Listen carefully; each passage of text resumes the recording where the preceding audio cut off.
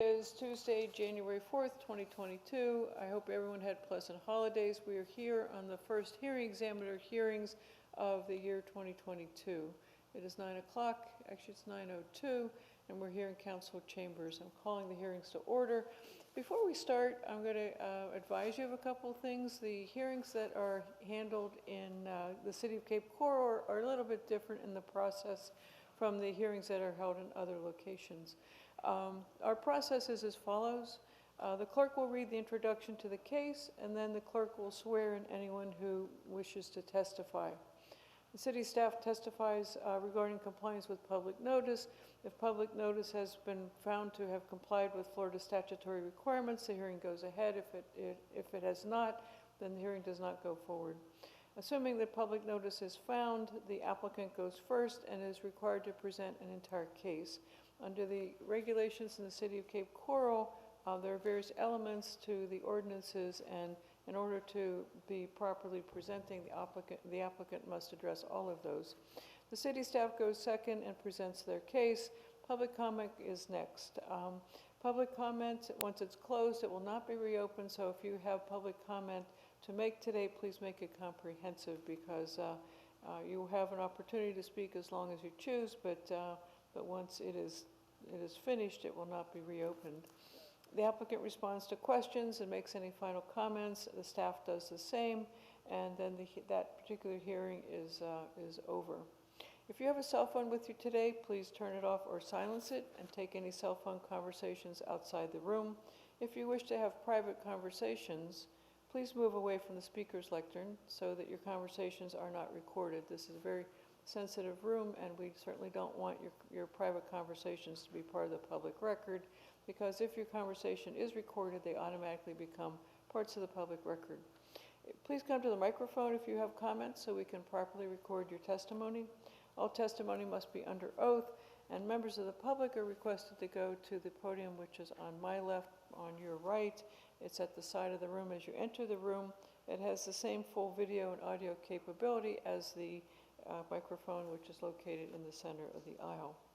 Anyone who provides testimony other than the applicant and the staff is requested to fill out a public participation card so we can properly spell your name. Also, if you wish a copy of the hearing examiner recommendation or order, as the case may be, please provide your email contact information for that purpose. However, please be aware that if you do so, your email contact information automatically becomes part of the public record as well. With those preliminary comments, I'm going to ask the clerk to call the first case, and we have a new clerk with us today. Welcome. Thank you, Madam Hearing Examiner. Case number VP 21-0012, address 5314 Bayview Court. Applicant Stephen Larson. The owners request to vacate plus or minus 323 square feet of Bay Point Canal right-of-way and all underlying easements, and plus or minus 275 square feet of platted easements associated with the west property line of lots 5 through 6, block 158, unit 4, part 2. Any person giving testimony today, if you are able, please stand and raise your right hand. Do you solemnly swear or affirm to tell the whole truth and nothing but the truth? Thank you. You may be seated. Thank you very much, Madam Clerk. Good morning, Mr. Struve.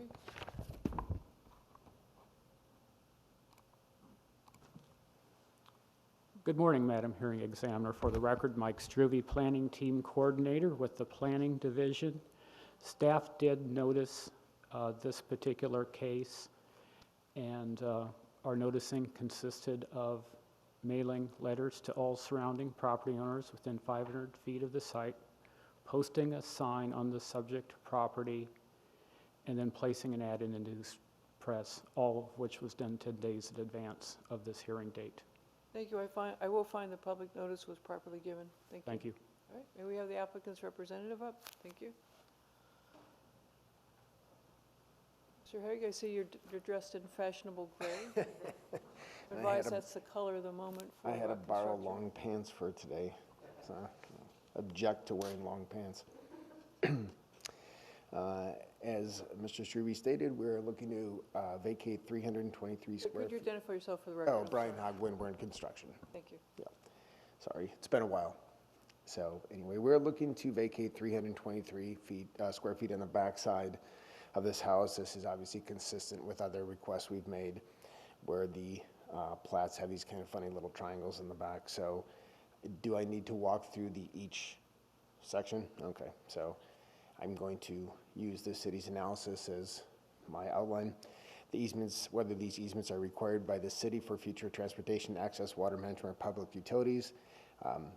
We don't feel they have any impact. The easements will not provide a future transportation, public access, water management, or other foreseeable public benefit. And we are going to maintain, or the city will maintain, a 6-foot platted easement around the entire lot. Whether any required easements are necessary to accommodate the vacation of any plat, easement, or right-of-way. As I said, the city will retain a continuous 6-foot PUE around the new perimeter of the site. If alternate routes are required or available that do not cause adverse impacts to surrounding areas, the requested vacations will not negatively affect the navigability of boaters using Bay Point Canal. If the closure of a right-of-way negatively affects areas utilized for vehicles, obviously this is not applicable. It's on the canal side of the street. And whether local utility providers have given consent to the vacation of plat, easements, or right-of-way, all 3 utility providers have issued letters of no objection. Thank you. Anything else? No, ma'am. Do you wish to incorporate the staff report into your presentation? I do. Thank you very much. All right, thank you. Mr. Struve, thank you.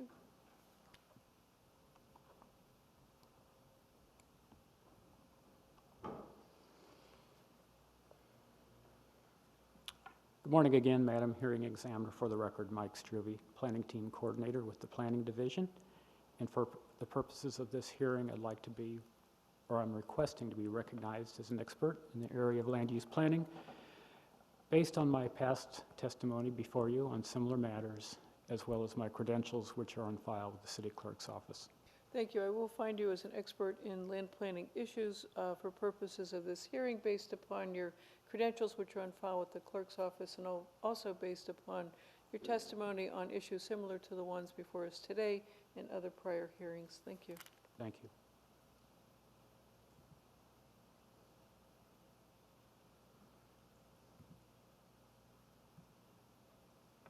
So this case is a privately initiated vacation request.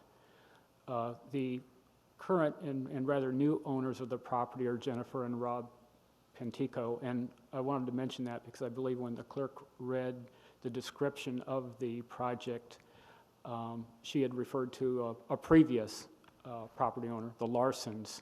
We do have an amended application that's part of your public information packet that shows the Penticos do own the property, and so they are the correct petitioners in this case, but I just wanted to clarify that. Thank you. I appreciate that correction to the record. Thank you.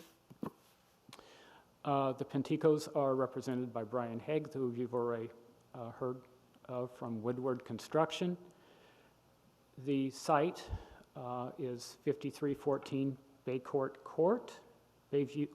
Court, rather. And the owners are requesting to vacate 323 square feet of canal right-of-way associated with the Bay Point Canal and all underlying easements. They're also seeking to vacate 275 square feet of platted easements, which would be located actually on the owner's site. This is an aerial map that shows the applicant's property in the middle of the screen, outlined here by this fairly fine blue line. You'll notice that the site is developed with a single-family home. This property is located in an area of the city that is largely built out with single-family homes. The subject site has a single-family future land use classification and single-family or R1 zoning, as do all surrounding properties. The owner's site is 10,000 square feet. It's improved with a single-family home that includes a pool as well as marine improvements. Site has about 80 feet of water frontage along the Bay Point Canal. There is along this particular property about 4 feet of dry land or unexcavated canal right-of-way that separates the rear property line of the site from the edge of the water. And it's that 4-foot strip of land, which is technically city right-of-way, that the owner is seeking to vacate in this case, along with all underlying easements. In addition to that, the owner's requesting to vacate platted easements along their rear property line with the idea of then establishing a new perimeter easement around the expanded parcel. And these next couple of sketches provided to the city by the owner's surveyors better visually depicts what the applicant intends to do here. You notice here on the left-hand side of the screen, outlined in black, this is unexcavated canal right-of-way that the applicant is seeking to vacate along with all underlying easements. Inward from that canal right-of-way is a 6-foot wide platted easement that the applicant is seeking to vacate. And then while we don't have a sketch of it incorporated into our presentation, the new perimeter easement would begin somewhere along here once this is vacated, and would be 6 feet in wide, and with the existing perimeter easement would provide for a continuous easement around the site. Staff has analyzed this request based on Section 3.4.5B of the Land Development Code. The first standard is whether or not the right-of-way or easements are required by the city for any future transportation, access, water management, or public utility purposes, sort of addressing the right-of-way first. The right-of-way itself is rather narrow. It's isolated to a large extent from other right-of-way areas of the city. Other than the canal proper itself, it was really not intended to be anything other than part of the canal or drainage system of the city. So the city does not see that this 4-foot wide portion of unexcavated canal right-of-way will serve any foreseeable public benefit in the future. In terms of the easements underlying the existing canal right-of-way, the city does not see that they will provide any foreseeable public benefit to the city as well, either from a drainage standpoint, from a public utility standpoint. We would differentiate this site and contrast that from a site that is associated along a bridge, where that right-of-way and those easements may assume some pretty significant importance in the future in the event that the bridge had to be repaired or expanded, but that does not describe this site at all. Looking at the platted easements on the applicant's property, the platted easements are no longer needed because the city will retain a 6-foot wide perimeter easement around the expanded site at the end of this process. Secondly, whether any required easements are necessary to accommodate the vacation of any plat, easement, or right-of-way. No new easements are needed. However, the city will retain a continuous 6-foot wide perimeter easement again around the perimeter of the owner's site, which will be sufficient for future utility installation and maintenance. 3, are alternative routes required or available that do not cause adverse impacts to surrounding areas.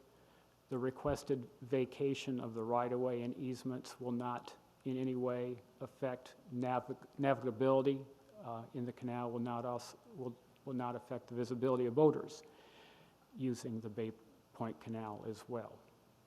And alternative routes are not needed as a result. 4, does the closure of the right-of-way negatively affect areas utilized for vehicles to turn around or exit an area?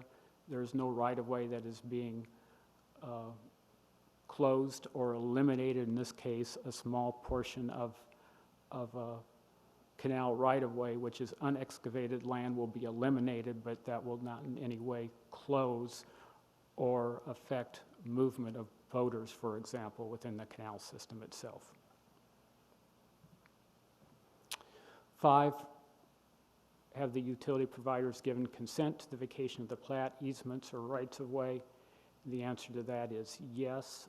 All 3 utility providers have issued letters of no objection regarding this vacation. The owner has provided a sketch and a legal description that shows the easements that will be retained by the city for maintaining that 6-foot perimeter easement around the expanded site.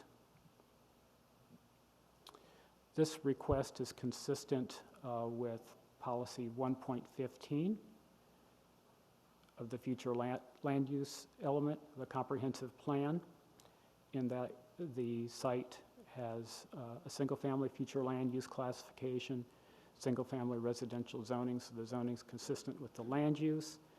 The single-family future land use classification allows densities up to 4.4 dwelling units per acre. This site has an area of 10,000 square feet, 1 single-family home, which equates to 4.4 units per acre. Following the vacation, that density theoretically would be slightly smaller, but certainly consistent with that policy.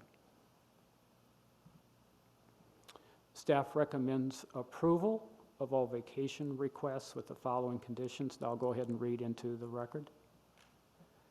Number 1, the vacation of the 323 square feet of right-of-way and underlying easements shall be consistent with that shown in the sketch and accompanying legal description prepared by Philip M. Mold, dated July 30th, 2021, entitled Exhibit A. 2, the vacation of the 275 square feet of platted easements shall be consistent with that shown in the sketch and accompanying legal description prepared by Philip M. Mold, dated July 30th, 2021, entitled Exhibit B. 3, the city shall retain a public utility and drainage easement with a minimum width of 6 feet around the perimeter of the expanded site, as shown in the sketch and accompanying legal description prepared by Philip M. Mold, dated July 30th, 2021, entitled Exhibit C. 4th, the petitioner shall pay to the City of Cape Coral the cost of recording this resolution with the office of the Lee County Clerk of Court. And then 5th and finally, the city shall record this resolution with the office of the Lee County Clerk of Court following the receipt of the recording fees from the petitioners. We've had no correspondence concerning this case. At this point, I would like to request at this time that my staff report, or our staff report, I should say, be incorporated into this presentation, and I'll stand by in case you have questions. I will so incorporate. I have no questions. Thank you. Thank you.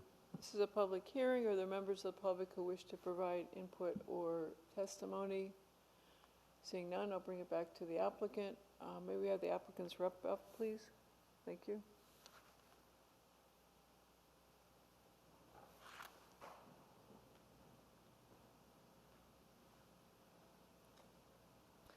You've heard the testimony of Mr. Struve. Do you wish to incorporate his testimony into your presentation today? I do. All right, do you have any other questions, comments, or testimony? No, ma'am. All right, thank you very much, appreciate it. I will recommend to the City Council that the vacation go forward as requested. I know time is money, especially when it comes to construction, so I will attempt to get my recommendation out today if possible. Thank you. I'm closing this hearing. Moving on to the second case, Madam Clerk, thank you. Thank you, Madam Hearing Examiner. Case number ZA21-0017, address 3622 Skyline Boulevard, applicant ABC Innovative Concepts. This application is for a rezone from residential multifamily low to residential multifamily medium. The rezone will allow for development of multifamily units at a density of 25 units per acre. Under the new zoning, a maximum of 33 multifamily units will be allowed on the 1.3 acre site, compared to a maximum of 21 dwelling units under the current zoning. The new zoning district will prohibit the construction of single-family homes or duplexes. The site has access to centralized utilities and frontage on 2 streets. Any person giving testimony today, if you're able, please stand and raise your right hand. Do you solemnly swear or affirm to tell the whole truth and nothing but the truth? Thank you. You may be seated. Thank you, Madam Clerk. Thank you. Good morning again, Mr. Strube. Good morning, Madam Hearing Examiner. For the record, Mike Struve, Planning Team Coordinator with the Planning Division. Staff also noticed this particular case and are noticing efforts included mailing to all surrounding property owners within 500 feet of the site, placing a couple of signs on the subject site, and then placing an ad in the news press 10 days in advance of this hearing date. Thank you. I will find the proper notice was given. And I also want to put on the record that I performed a site visit to this property. Thank you. Thank you.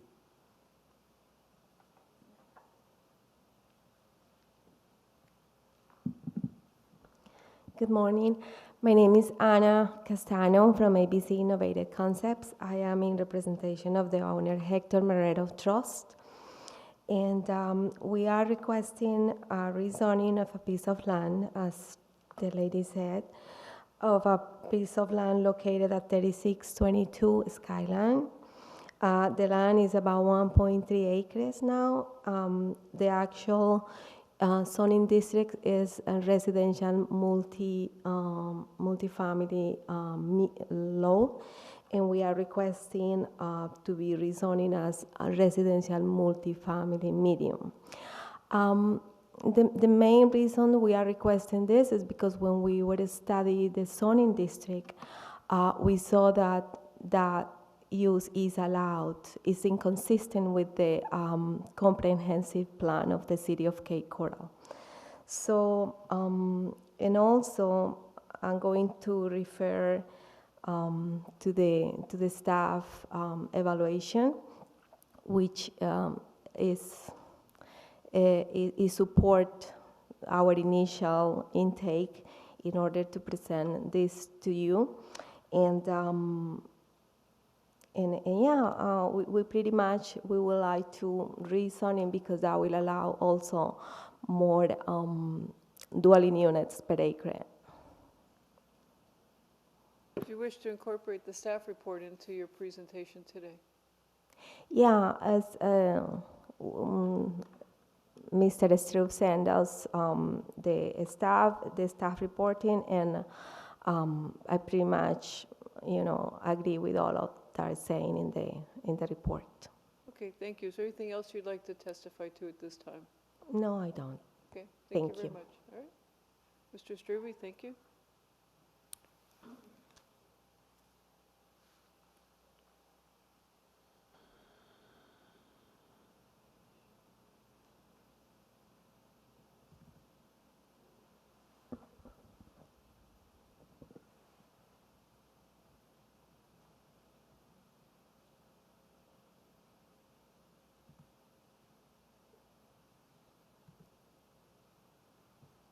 For the record, Mike Struve, Planning Team Coordinator with the Planning Division. Again, for this case, I would like to request to be recognized as an expert in the area of land use planning based on my credentials on file with the clerk's office and my past testimony before you on similar matters. I will find you as an expert for land planning issues associated with this hearing based upon your CV, which is on file with the clerk, and also based on your testimony regarding issues that are similar to those presented by this case and other cases in the past. Thank you. Thank you. This is a privately initiated rezoning request.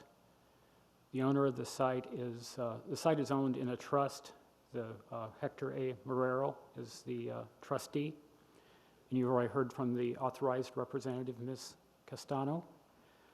The owner is requesting to rezone this site, which is 1.3 acres, from the residential multifamily low, or RML, zoning district to the residential multifamily medium, or RMM, zoning district. The site is at 3622 Skyline Boulevard, which is sort of in the south central portion of the city. This slide shows an area of the subject site. It is vacant or undeveloped at this time. Surrounding uses or surrounding properties consist really of a mix of undeveloped sites, particularly to the west, and then a mixture of residential uses surrounding the site to the north and to the east. To the direct south are properties with C zoning that include one developed site, which is a gas station directly to the south of the subject property.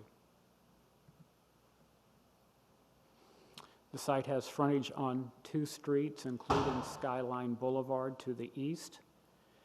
The site also abuts an unimproved alley that's 20 feet wide directly to its rear or to the west. Current zoning of the site is the RML zoning district. All sites within the subject block have RML zoning, and then properties to the east also have RML zoning. As I mentioned earlier, sites to the south have commercial or C zoning indicated in the red. And I think I just got ahead of myself here a little bit. So I showed earlier, this is the future land use map, which shows the block with multifamily, future land use classification. Sites to the south, indicated in the red, have a commercial professional future land use classification. The current zoning does, to a large extent, track the future land use classification in that all sites in the subject block have RML zoning. Sites to the south have C or commercial zoning. And the proposal before you this morning is to rezone the site from the RML to the RMM zoning district, as shown here in this sort of olive color. Staff has analyzed this request consistent with Section 3.4.6 and Article 4 of the Land Development Code. First standard is whether the proposed zoning district is consistent with the city comprehensive plan. And this rezoning application is consistent with policy 1.15, table 1, which shows the proposed RMM district is consistent with the multifamily future land use classification. I also want to point out here too that the existing RML zoning district is also consistent with the multifamily future land use classification. So the site can be developed as it's zoned currently, which is not always the case when people come in and request a rezoning, but it's consistent with the current zoning. It will also be consistent with the proposed zoning, should that be approved. This application is also consistent with policy 1.15B in that the multifamily future land use classification allows densities up to a maximum of 25 dwelling units per acre. So under the current zoning district, a maximum of 16 dwelling units would be allowed.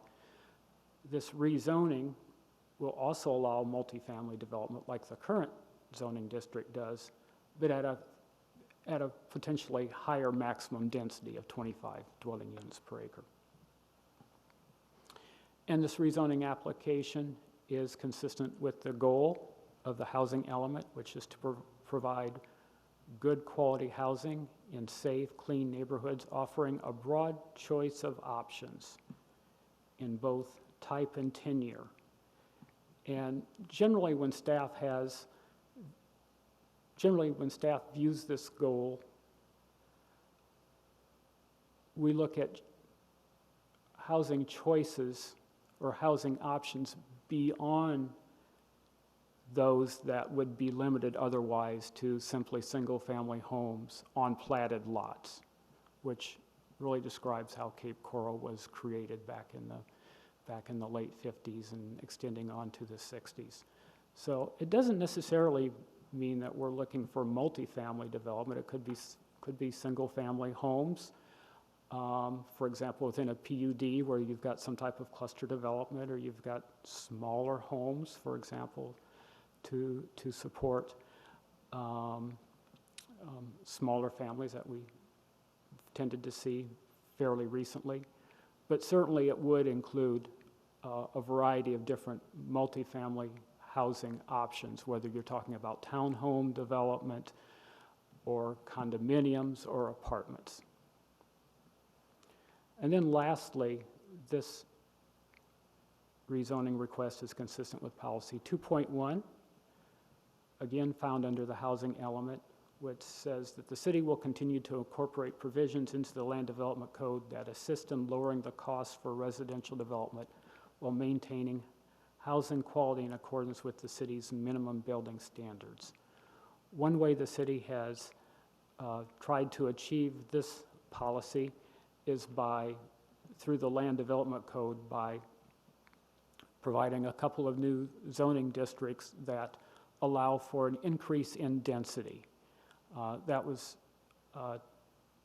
certainly the case with the RMM zoning district, where you could think of the current RML zoning district as sort of a continuation of the old R3 zoning district that was a zoning district that we administered under the land use and development regulations. Well, the RMM just gives the city another option, another tool to allow density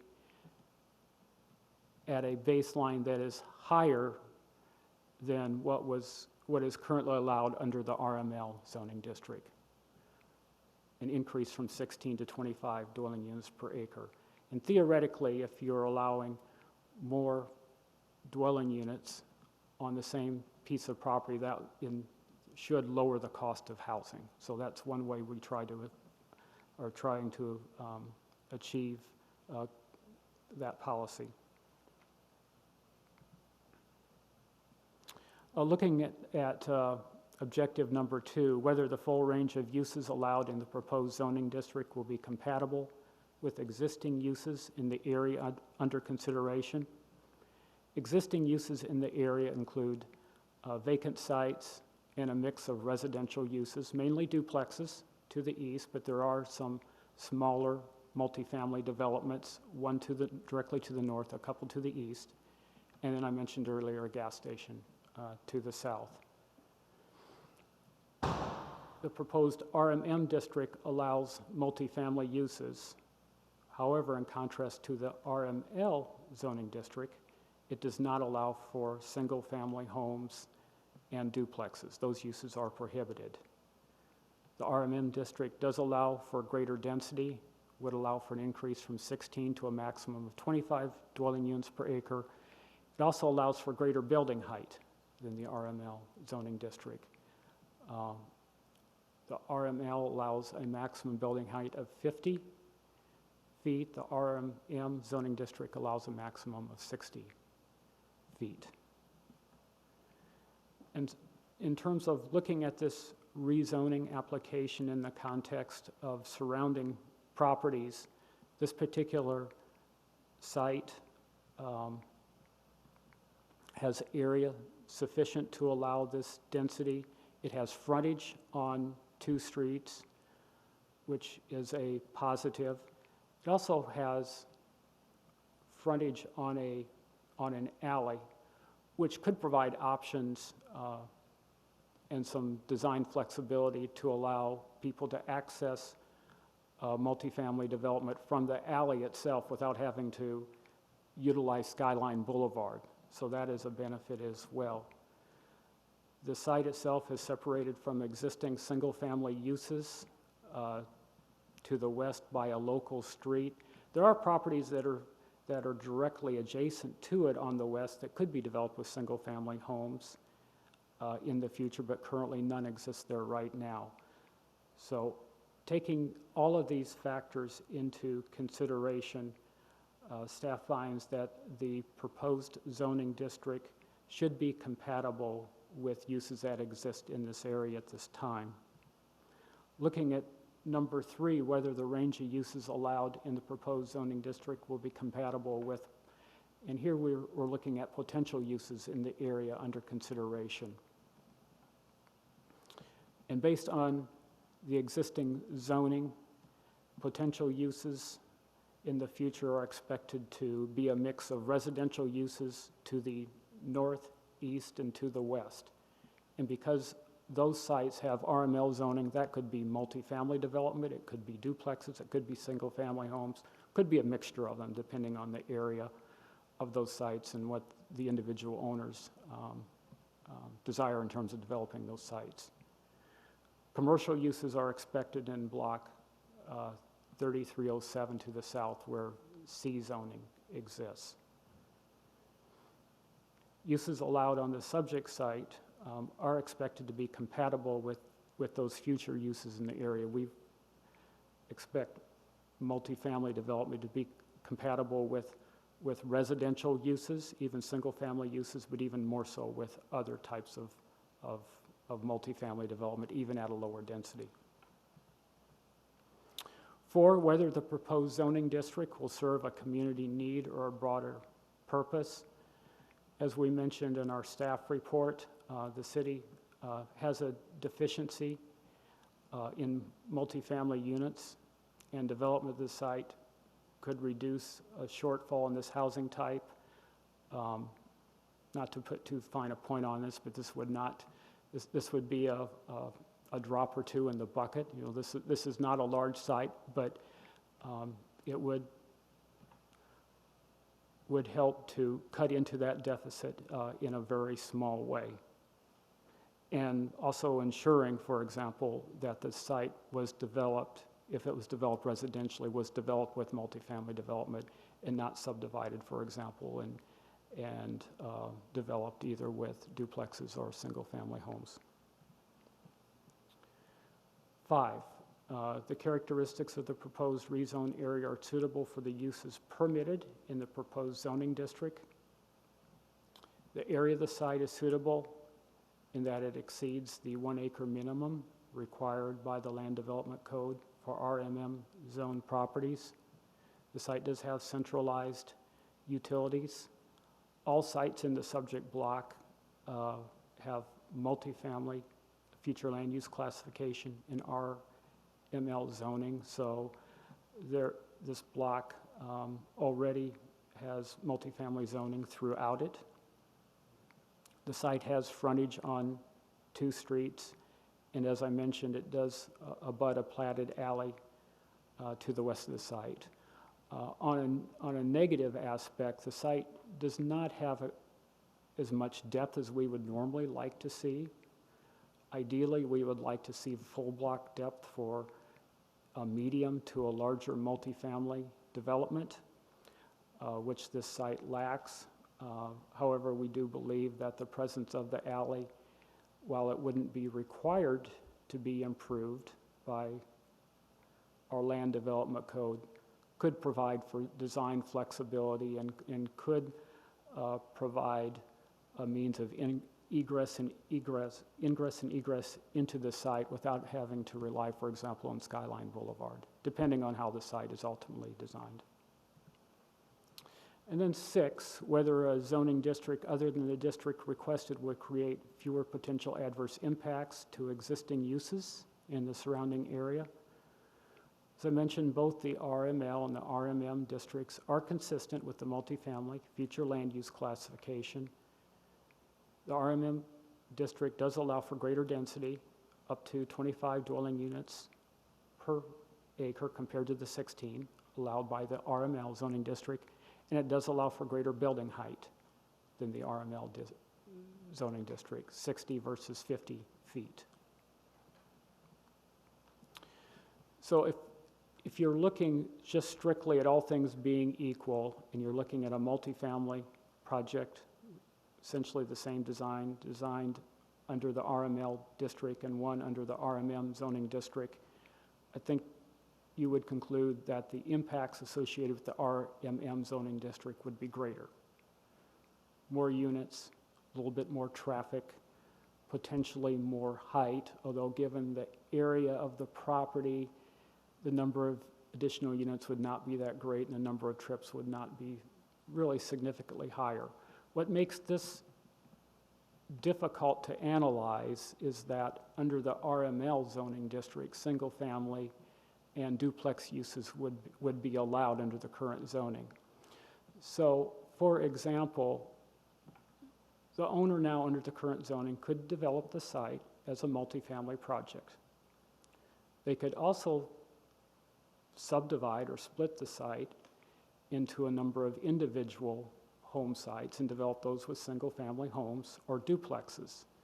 So if you sort of look at a worst-case situation under RML zoning, you could have a series of duplexes, each with 2 driveways along Skyline Boulevard. In assessing those impacts, while the number of trips generated because of the units involved would be less, the presence of those driveways could be a disruption in terms of preventing more of a hazard for people traveling up and down Skyline Boulevard as people turn in and out of those duplexes, particularly during the early morning and afternoon hours. So this type of analysis doesn't lend itself to a very quantitative type of assessment. It is really more qualitative, but there are pros and cons to be made, I think, on both sides, and a lot of it involves just the uncertainty of knowing what might happen, for example, if the site was developed under the existing zoning.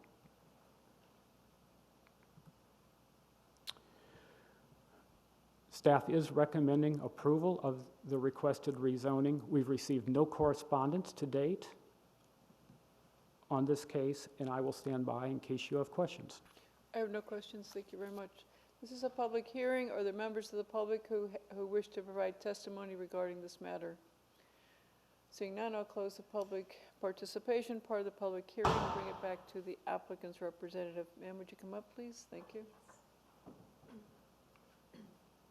You've heard the testimony of Mr. Strube this morning. Do you wish to incorporate his testimony into your presentation? Yes. Is there anything else you'd like to present today? No, I don't. Okay, thank you very much. Thank you. Thank you. Mr. Strube, anything else? Only that I would like to request that our staff report be incorporated into our presentation I will this do morning, so. Madam Hearing Examiner. Thank you. I will do so. Thank you very much. A lot of food for thought in this application. I'm going to take it under advisement. I'm not going to advise what my ruling will be at this time, but I will review things and get my recommendation out as soon as possible. Thank you. Closing this hearing and opening the next one. Thank you, Madam Clerk. Thank you. Thank you, Madam Hearing Examiner. Case number ZA21-0010, address or multiple properties, applicant, City of Cape Coral. This application contains a series of rezones for 6 groups of properties. The rezones are part of the city's collaboration of efforts for sites where land use and zoning are not consistent with each other or where the current zoning is contrary to the established development patterns. The groups are organized by block and collectively consist of 4.22 acres. Any person giving testimony today, if you're able, please stand and raise your right hand. You solemnly swear or affirm to tell the whole truth and nothing but the truth. I do. Thank you. Thank you, Madam Clerk. Good morning, Mr. White. Good morning, Madam Hearing Examiner. For the record, Patrick Carlton White, planner in the City Planning Division. At this point, I'd like to be recognized as an expert witness based on my CV on file and our previous casework together. I will recognize you as an expert for land planning issues related to this hearing today based upon your CV, which is on file with the clerk, and also based on your testimony regarding issues similar to those presented by this presentation today in prior hearings. Thank you. Thank you. This case, ZA 2110, was advertised in accordance with city procedures. We posted it in the news press. We posted signs on the varying 6 areas, and we sent out mailings to properties within 500 feet of each area. Okay, thank you. I will find the proper notice was given. Thank you, ma'am. At this time, I'd like to present a PowerPoint presentation to you. Let's briefly, this case is a series of 6 rezones. The rezones are part of the city's calibration efforts for sites where we found that the land use and the zoning were inconsistent, or where the zoning and the development pattern was inconsistent. The groups are organized by block. There are a little over 24 acres. At just a quick summary, we have about 8.2 acres going from industrial to R1, 1.6 from industrial to RML, or residential multifamily low, 4.38 from residential multifamily low to single-family residential, 1.53 from single-family residential to residential multifamily low, 12.68 from commercial to residential multifamily low, and 3.22 from commercial to residential multifamily medium. I've mapped them on this map you see on the right and numbered them. The first one we'll talk about is located on block 1547. It's about, it's 0.8 acres. It's identified as group 1. 2 is right next to it. Block 3290 is the third case we'll look at, which is just off Chiquita. We'll look then at rezone area 4, which is on Mohawk and Skyline. Then we go all the way to the northwest of the city into the Burnstorm Marina area, and we'll look at areas 5 and 6. And these next few slides are going to look a little closer at each of these areas. Just to restate, purpose of this is to provide consistency between the future land use map and zoning designations or established land use patterns. When we're finished, an estimated 36 parcels containing approximately 12 single-family residences, 27 duplexes, 71 multifamily units will be conforming uses. In addition to allowing new residential development on any vacant parcels, and there are few, within these areas, the rezones will allow owners to expand or rebuild existing residential buildings. These changes may also make it easier for owners to obtain conventional financing, purchase insurance, and market or sell these as residential properties. So, rezone 1 is requested to rezone from industrial to residential single family. The future land use of the property, of the subject properties and properties to the west and the south share that single-family future land use. To the north, we enter an industrial area where the future land use and the zoning are industrial and they're built out. The location of this property is at 1905 to 1915 Northeast 6th Street. It's 3 properties, only one of them is vacant. The 3 parcels, as mentioned, have a single-family future land use and industrial zoning. The future land use was amended in 2019 from Pine Island Road District to single family, and the properties were rezoned to corridor in 2004 prior to being rezoned to industrial in 2019. This last remnant lot has limited development potential due to its area and the buffering requirements for an industrial zone property. The rezoning would provide consistency between the future land use of the 3 parcels. 2 single-family homes will become conforming. Should the property to the north redevelop, it would require a 40-foot landscaping buffer with a wall due to these single-family properties located to the south.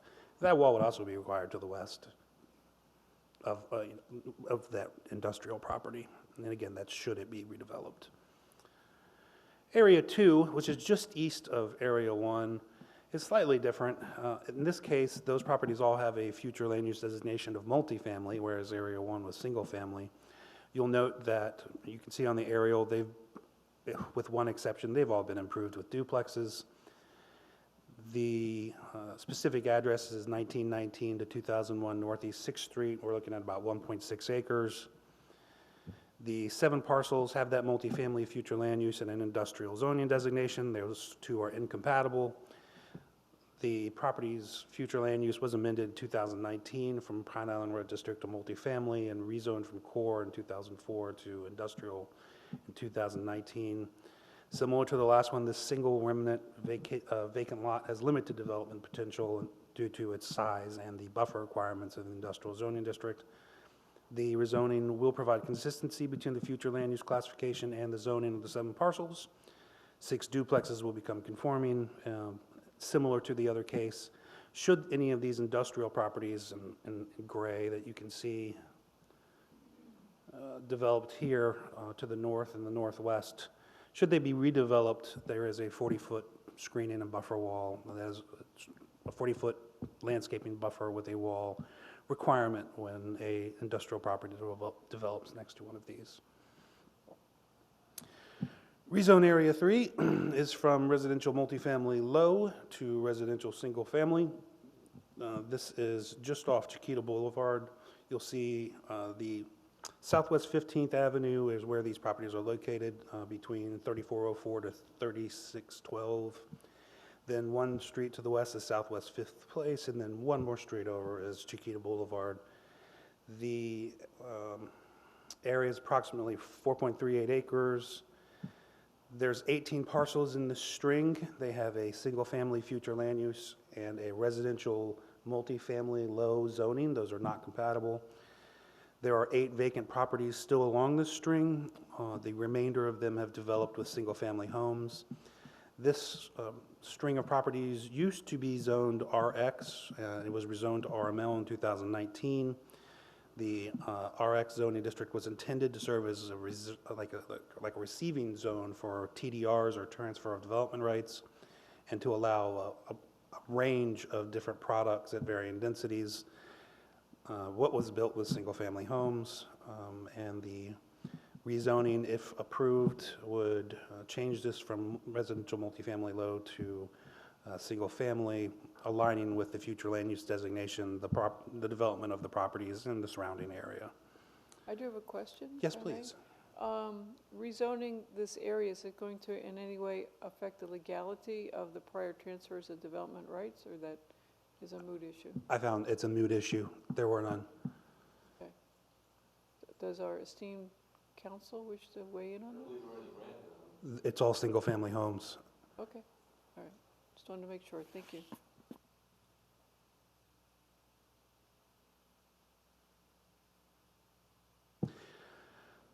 Moving a little, just a little to the east is Rezone Area 4. This is at the corner of Mohawk Parkway and Skyline Boulevard. We're at block 3344, lots 39 to 45, address between 803 to 811 Southwest 40th Terrace, 4006 to 4010 Skyline Boulevard, and 804 Mohawk Parkway. We're looking at a little over an acre and a half. The property that is at the intersection of Mohawk Parkway is a condominium building. There's a vacant parcel immediately south of it, and rounding out this 3-parcel area is a developed duplex. The properties all have a multifamily future land use designation and a single-family zoning. Those are incompatible. Only one vacant property remains, that's at the corner. The remaining properties are improved with the duplex and the multifamily building with 11 units. The rezoning would provide consistency between the future land use classification of these 3 parcels, and the duplex and the multifamily development will become conforming as a result of the rezone. And now all the way to the northwest of the city is Rezone Area 5. This rezone would rezone property from commercial to residential multifamily low for block A0100 lot 3000, which is located, which is a number of different parcels. And one of the things that, for the record, one of the things that may be valuable as we discuss this rezoning is Exhibit A of the application, where these parcels are detailed and numbered.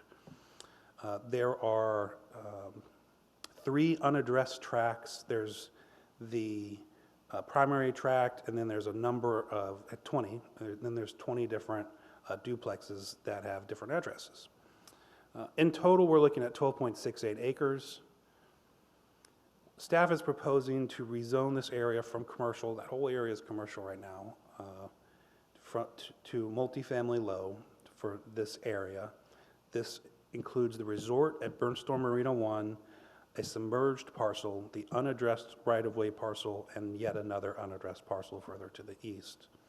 This is part of Burnstorm Marina, which is located, the resort at Burnstorm Marina is 3185 Matakumbiki, hope I'm pronouncing that right. No, not sure. Matakumbiki Road. That is the parcel that contains the duplexes. They're called villas there. The rezone would provide consistency between these, between the future land use classification and the proposed zoning designation of these parcels and the duplexes. Immediately west of that, staff is proposing to rezone this area, which is rezone 6, from commercial to residential multifamily medium. This is also Block AO 100, Lot 3000. Again, that's why Exhibit A, I believe, is particularly helpful here. It has a different address. It's 3191 Matakumbiki Road, and its area is 3.22 acres. I've highlighted it here with the black outline. It's the west side of this area. The rezone includes the property known as the Vista del Sol at Burnstorm Marina. This property is addressed at 3191 Matakumbiki Road. It's 3.2 acres. It contains a 60 multifamily unit within a 7-story structure. That means its density is too high for the RML zoning district. That's why staff is recommending RMM. The Vista del Sol, that's what the next bullet point says. The images on the right depict the current zoning of commercial and the proposed zoning to RMM. There are a number of different considerations when proposing or when reviewing a rezoning. These next few slides will discuss those. The first of them questions whether or not the proposed zoning district is consistent with the city's comprehensive plan. Staff found that the 6 amendments proposed in the application are consistent with the comprehensive plan, including the future land use map. Area 1 rezones 3 parcels from industrial to a residential, single-family residential. The proposed zoning designation of R1 is consistent with the future land use of single-family. Area 2 rezones 7 parcels from industrial to residential multifamily low. The proposed zoning designation of RML is clearly consistent with the future land use of multifamily. Area 3 rezones 18 parcels from RML to R1. This proposed zoning designation is consistent with the future land use of single family. Area 4 rezones 3 parcels from R1 to RML. The zoning designation of RML is consistent with the future land use of multifamily. Area 5 proposes to rezone 4 parcels from C to RML. The zoning designation of RML is consistent with the future land use of MX, or mixed use. And Area 6 rezones 1 parcel from C to residential multifamily medium. Again, that zoning designation of RMM is consistent with the MX future land use classification. Criteria 2 questions whether the full range of uses allowed in the proposed zoning district are compatible with the existing uses in the area under consideration. And staff finds that 2 of the 3 areas in Area 1 are improved with single-family dwellings, abutting an improved industrial property to the north. Similarly, 6 of the 7 parcels in Area 2 are improved with duplexes. The other uses in proximity of Areas 1 and 2 are single-family or multifamily properties, with the full range of uses allowed in either the R1 or RML district should be compatible with the neighboring uses in Areas 1 and 2. Area 3 is proposed to rezone 18 parcels, 10 of which are improved with single-family homes, to single-family residential. The existing uses in the area are single-family residential or duplexes to the west across the canal. The full range of uses in that R1 zoning district are compatible with the existing uses. Area 4 proposes to rezone 3 properties from single-family residential to multifamily low. The neighboring uses include multifamily buildings, duplexes, a church, a Walmart neighborhood market to the north. The full range of uses allowed in the RML zoning district are compatible with the existing uses. Area 5 proposes to rezone a property developed with 20 duplexes and 3 infrastructure parcels. The uses adjacent to the properties include a multifamily structure and preservation area to the west, land use with a preservation future land use classification to the south and the east, the Burnstone Marina, which is a large gated golf and waterfront property development, is located to the north. All of these uses allowed within the RML zoning district should be compatible with these neighboring uses. Area 6 proposes to rezone one parcel to RMM. That parcel is developed with 60 multifamily units. The preservation areas lie to the west and the south. The Burnstone Marina is located to the north and the east. And closer to the east is the development of the 60 villas located in the reserve at Burnstone Marina.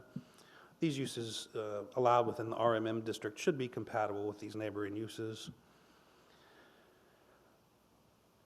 Criteria 3 questions whether the range of uses in the proposed zoning district will be compatible with the existing and potential uses in the area under consideration.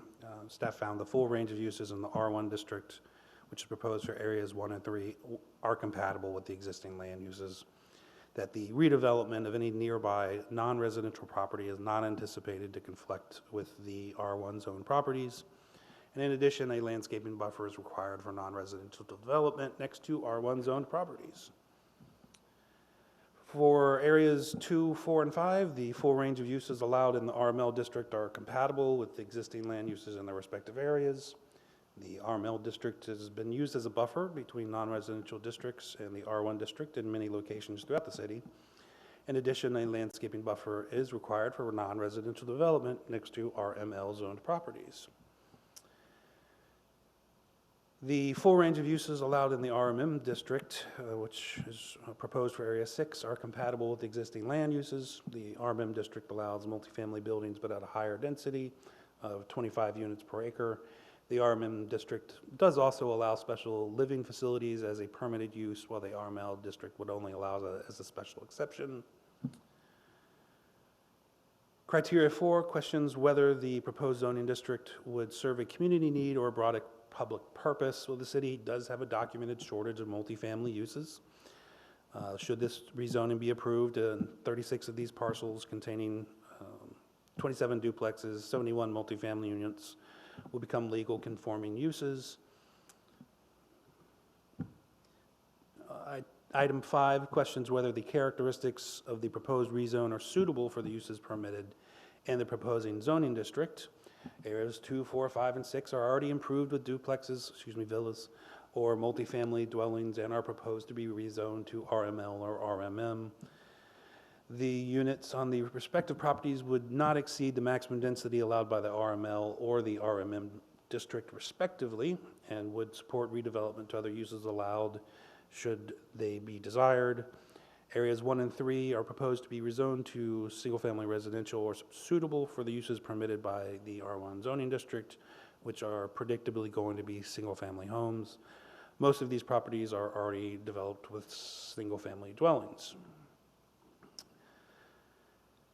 Item 6, criteria 6, questions whether a zoning district other than the district requested would create fewer potential adverse impacts to existing uses in the surrounding area.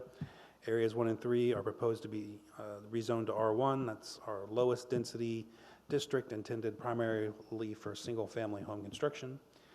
Areas 2, 4, and 5 are proposed to be rezoned to RML, which is the only zoning district compatible with the existing development on the property, which consists of either multifamily structures or duplexes. And Area 6 is proposed to be rezoned to RMM due to the density on this site exceeding the RML's limitations. The zoning districts proposed, from staff's opinion, are the least impactful of the zoning districts compatible with the existing future land use classifications and the established land uses. Staff further finds that the comprehensive rezoning proposed herein is consistent with policies 1.15, 1.7, 8.1, and 8.5 of the future land use element located within the city's comprehensive plan. Policy 1.15 is, that states that land development regulations adopted to implement this plan will be based on consistent with the standards for the uses of densities and intensities as described Staff does find that the proposed zoning districts are consistent with the standards for uses and the intensities and densities identified in policy 1.15 of the future land use element. Policy 1.7 is about multifamily siting procedures. There's 4 different criteria. Criteria 1 is with respect to proximity to major roadways. Area 2 is a little over a quarter mile to Pondilla Drive, which unfortunately fails to meet this criteria. Area 4 is right on Skyline Boulevard, meeting this criteria. The 2 rezones in the Burnstone Marina have their sole access through the gated development of the Burnstone Marina, so it doesn't meet this criteria. Staff found this partially met. Item 2 is with respect to questions the proximity to non-residential land uses. Areas 2, 4, 5, and 6 are all within a quarter mile of non-residential land uses and found that criterion met. Item 3 questions basically is about whether the commercial uses serve as a transition to lesser intense uses. The areas 2 and 4 do function to transition commercial uses to residential uses. And areas 5 and 6 are developments within the adjacent Burnstone Marina, Golf and Marina development, and a large preserve area, which staff found to partially meet this criteria and found that this guideline was partially met. Lastly, guideline 4 is about assemblage and adjacency to multifamily residential. Areas 2 and 4 are under 3 acres and do not contribute. They really didn't meet that criteria, but areas 5 and 6 contribute to a significant development, and the properties containing these improvements are greater than 3 acres and found that guideline partially met, and on the whole, that the rezoning was consistent with policy 1.7. Policy 8.1, that the city will prohibit the expansion or replacement of land uses inconsistent with the future land use element. Staff found the rezoning amendments proposed in this application will bring the subject properties into conformance with the property's existing future land use classification and/or the established land uses on the properties themselves, and found this policy met. And policy 8.5, that the city encourages the use of multifamily residential compound buildings, professional offices, and parks as transitional uses between commercial development and lower density residential neighborhoods.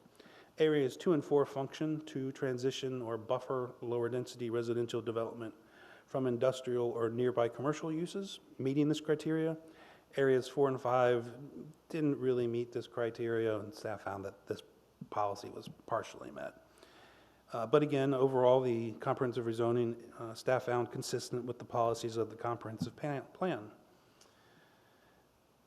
This series of rezonings will cumulatively have a net decrease on required city services, and that is largely resulting from the areas 1 and 2 are proposed from industrial to R1 or RML. That should generate a lower demand for city services than practically anything you could build in an industrial zoning district. Both of those sites are largely built out. Area 3 is also largely built out with single-family homes, and the rezone from RML to R1 will remove the development potential of duplexes. That should reduce anticipated impacts within that string. Area 4 has only 1 vacant property remaining, which could be improved with a duplex or a single-family home, but is too narrow to accommodate any multifamily development unless it be joined with a neighboring parcel. The impacts on any city services are expected to be minimal in that area. And the rezone in areas 5 and 6, those utilities are provided by Charlotte County, and the likelihood of the further development in these areas is minimal. Additionally, the development potential of these properties under the present commercial zoning district would be higher than that available within the RML or RMM district that staff is proposing. So the planning division, the city planning division, is recommending approval of these 6 rezonings. I received 2 calls supporting the rezone area 3, 1 call supporting rezone area 4, 1 call just inquiring on rezone area 5, 2 calls supporting the rezone of Area 5, 1 call supporting the rezone of Area 6. And with that, I will stand by for any questions, but I would ask that my PowerPoint be integrated into the record as well as my staff report. I will do so. Thank you very much. I Thank have you, no ma'am. questions. Thank you. This is a public hearing. Are there members of the public who wish to provide testimony or input on this subject? Seeing none, I will, wait, I'm sorry. Come on up. I understand, yeah. Did you want to testify, ma'am? Well, no, you have to come to the, here and you have to be sworn in. So, come to the podium. Thank you. Do you solemnly swear or affirm to tell the whole truth and nothing but the truth? I do. Okay, and could you state your name for the record, please, ma'am? My name is Lori Gustafson, Could you spell it, please? Lorigustafson. Thank you. That's for our clerk's purposes. Thank you. Thank you. I am a homeowner in the resort at Burnstorm Marina, and I'm also speaking on behalf of the homeowners that are there. This has been a discussion for quite a few years with us as why we cannot be rezoned from commercial to residential. And so the questions have come up as why now, and if it is because, I guess why is it happening now? Well, the staff doesn't answer questions at Okay, public comment. So okay. Did you have an opinion about what should happen in the future?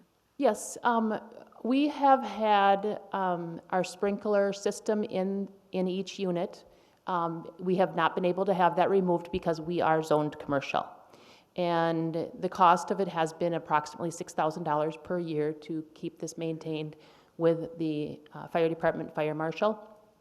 And over the 20 years, we've got $120,000 into this. And so we would like to be reassured that this will be communicated with the fire department, that we can get these systems removed and no further maintenance on the sprinkler system if we are not commercial. Okay, that's really outside the purview of a zoning, rezoning issue. They have told us that since we are commercial, we have to have this. I understand what you're saying. Okay. Is there anything else that you want to testify to? No. Okay. Thank you very much. Thank you. Is there anyone else who'd like to present testimony this morning? Okay. Seeing none, I will close the public comment section of the public hearing. Mr. City Attorney, would you like to comment on the inquiry? Well, as you said, that this is not this is just a rezoning, and the intent is to bring these properties into compliance with the comp plan and the existing uses of the property. So this is just to make this property consistent in that regard. I recommend that the residents speak to the fire department. I can't give them an answer about what the fire marshal told them right now, but you might want to, because this is only going to be a recommendation of whether the hearing examiner grants a recommendation to rezone the property or not. If it's not rezoned, you have inconsistent land use and zoning, and as staff pointed out, you're going to have issues possibly in the future, selling, refinancing, things like that, rebuilding if the property is destroyed or damaged. So this possibly could help you in that perspective. Now, with respect to the sprinklers, though, I can't. You'll have to speak to the fire marshal. There's going to be a recommendation one way or the other today. Then this matter is going to be set to go to the city council for a final approval. I recommend you speak to the fire department, the fire marshal specifically, prior to this going to the council. Whether the hearing examiner recommends approval or not, this is going to go to the council with the recommendation made, and council will ultimately decide whether to rezone it or keep it commercial.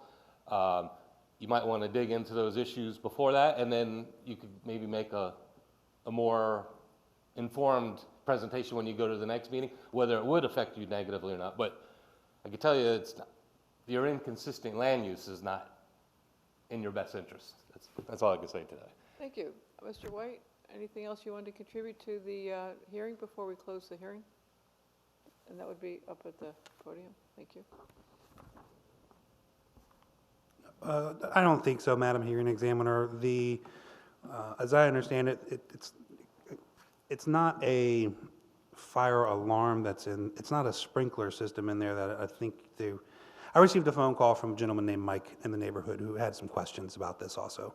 And it We is don't- now on our radar, We and don't necessarily need to discuss this in the context of a zoning hearing. You certainly can if you choose to, but this might be something that you might want to defer to a staff discussion, but it's really your choice, Mr. White. Thank you. nope, that sounds like good guidance, and I will, yeah, and we'll discuss it on our end also. Thank you, Okay, ma'am. fine.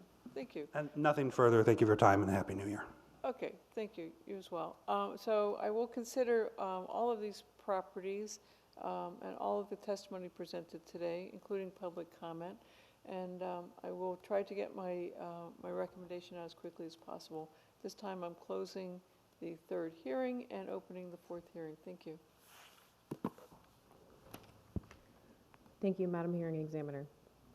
Case number VP 21-0015. Address are multiple properties. Applicant, City of Cape Coral. This city-initiated application will vacate a 20-foot wide platted alley and underlying easements in Block 4995 at the northeast corner of Cape Coral Parkway and Sands Boulevard. The alley is unimproved and is in a block where all sites have single-family residential R1 zoning. Since property owners of residential zone sites are not required to improve or pave alleys adjacent to their respective sites at the time of construction, and most parcels in this block already have single-family homes, it is unlikely that this alley will be paved in the future. This vacation will eliminate an alley which is unlikely to be used and will expand each owner's site in this block by a minimum of 800 square feet. Any person giving testimony today, if you are able, please stand and raise your right hand. Do you solemnly swear or affirm to tell the whole truth and nothing but the truth? Thank you. Morning again, Mr. Struve. Good morning again, Madam Hearing Examiner. For the record, Mike Struve, Planning Team Coordinator with the Planning Division. And for this hearing, I again would like to request to be recognized as an expert in the area of land use planning based on my past testimony before you on similar matters and based on my credentials on file with the City Clerk's Office. Thank you. I will recognize you as an expert in land planning issues related to this hearing based upon your CV, which is on file with the clerk, and based upon your prior testimony regarding issues that are similar to the issues presented in this case. Thank you. Thank you.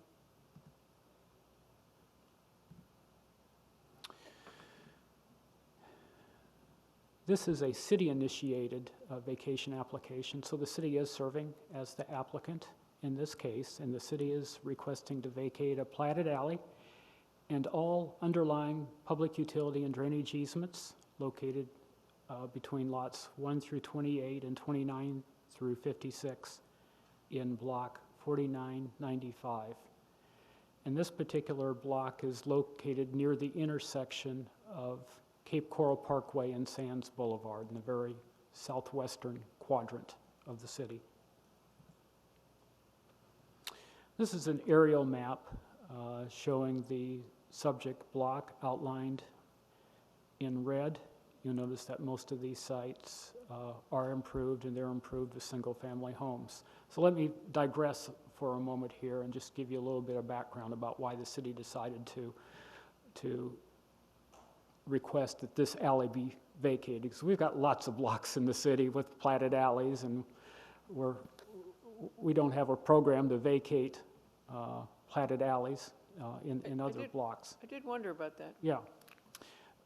Back in roughly 2005, a couple of property owners in this block submitted permits for fences, and those permits were granted. Unfortunately, those permits allowed those owners to construct fences into the alley right-of-way. Clearly, those permits should not have been approved, but they were. And it was discovered recently, within the last year or two, that there were fences obstructing this alley, and there was discussion about what should be done with that. And that sort of brought to bear the question of, is this alley really needed by the city? Does the zoning require the alley to be improved when people come in and develop their properties? What are the development patterns? And given the existing residential zoning and the fact that the block is largely built out, not quite, but largely built out, the city decided to request this alley and the underlying easements be vacated. So that's sort of the story behind the story, if you will.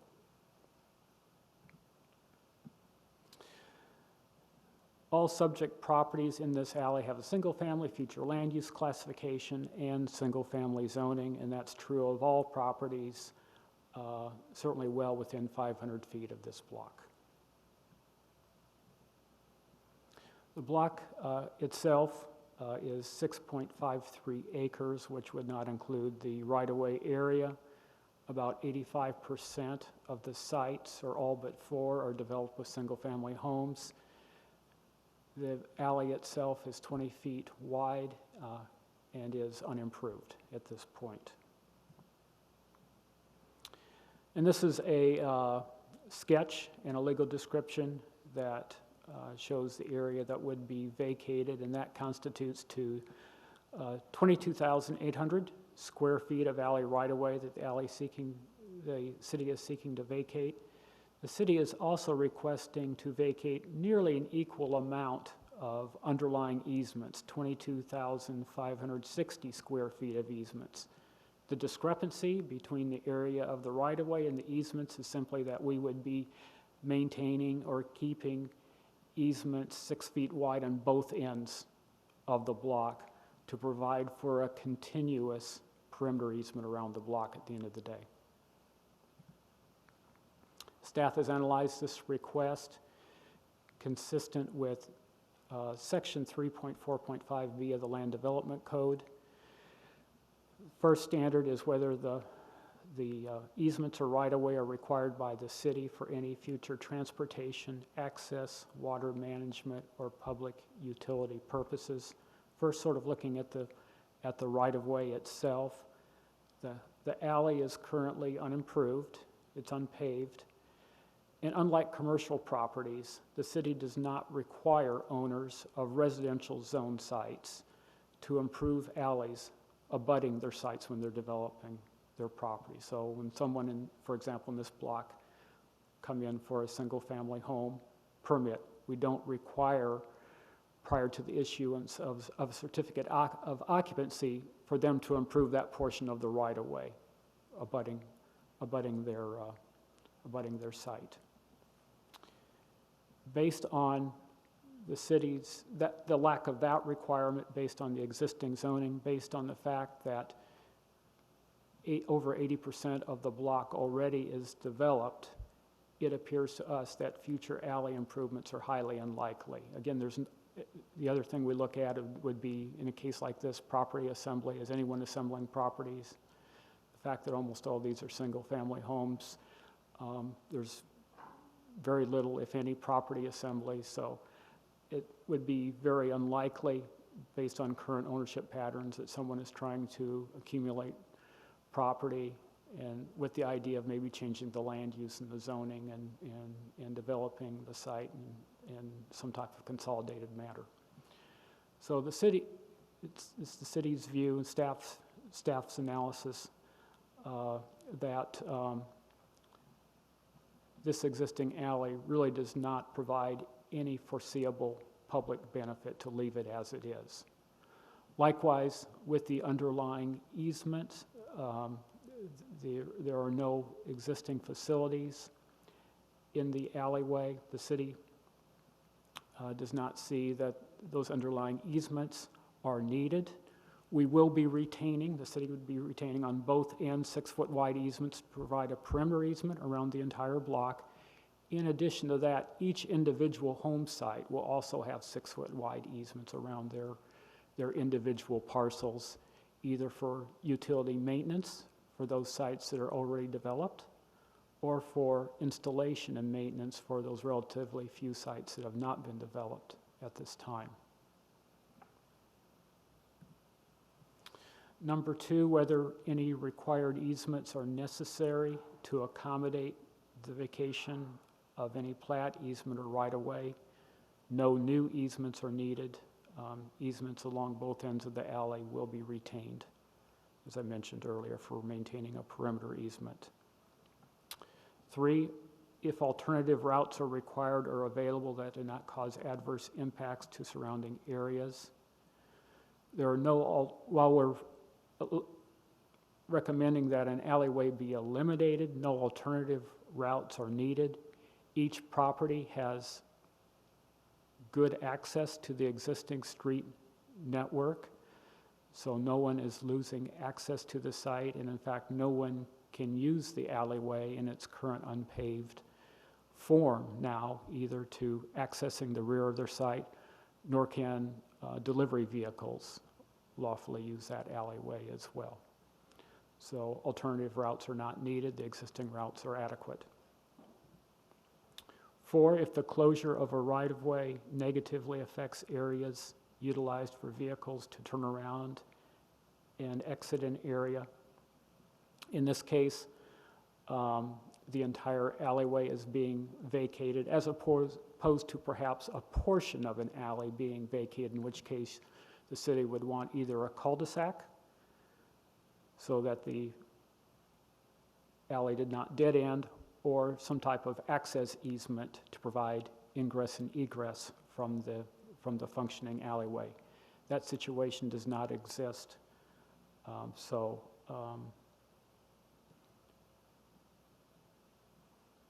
that is not a concern in this particular case.